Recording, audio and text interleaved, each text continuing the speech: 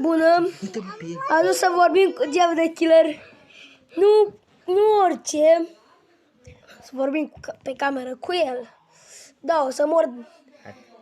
Deci, sunt aici împreună cu Vlad. Haideți toți boșilor. Hai. David, dar răspunde și tu, mă. Bă, dar răspunde, bă.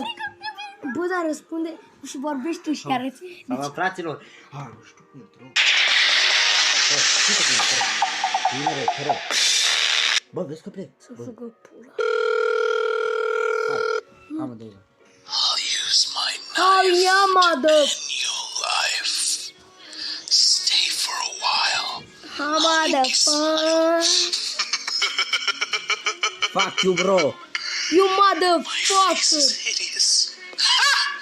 That's ridiculous. You seem a little sleepy. Hey, why are you weeping? People wish I was dead. Ia așa, ia-o.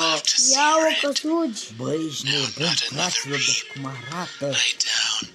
You should go to sleep. Hai, pa. You like it. I thought of it myself. Mamă, deci Ați cum a văzut, zis, fraților? deci cum a zis, fraților, a zis că își folosește cuțitul ca să ne trimită la culcare sau ceva. Deci, nu înțelegeți ce a zis, dar a fost cam creepy așa, dar i-am făcut așa, am făcut câteva probleme, i-am făcut. Da. Și ați văzut, l-am înjurat în toate felurile. Mie mi-a fost frică prima dată. Ia să vorbim acum cu el. Cu el să auziți acum pe voi e ce cal, acum. În 3, 2, 1, haideți. Hi, I'm Jeff, and Sunt Jeff you're și cântăm de cealaltă față mea așa.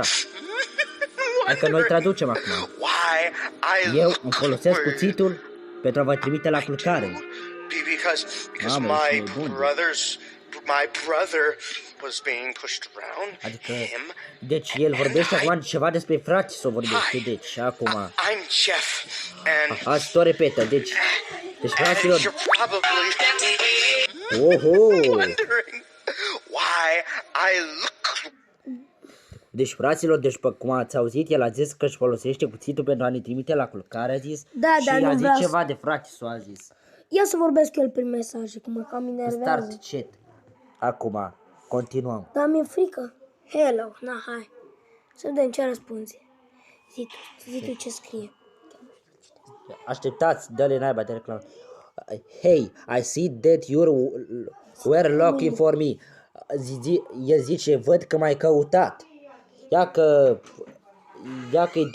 Ia că-i dăm dacă îi plac cuțitele. Oh my god, boșilor, zice că acum ține unul în mână, zice. Deci pe cum ați văzut acolo pe cameră. Tell my joke. L-am întrebat dacă îi plac glumele și zice, aha, îmi plac glumele. Deci, fraților, deci, pe cum știți, ăsta a fost episodul. Ia să mai zic ceva, să zic asta. Dacă mai zice, Ce e asta? short Jeff, you must, you want, visit you soon. Hai că zicem, Jeff, I love you.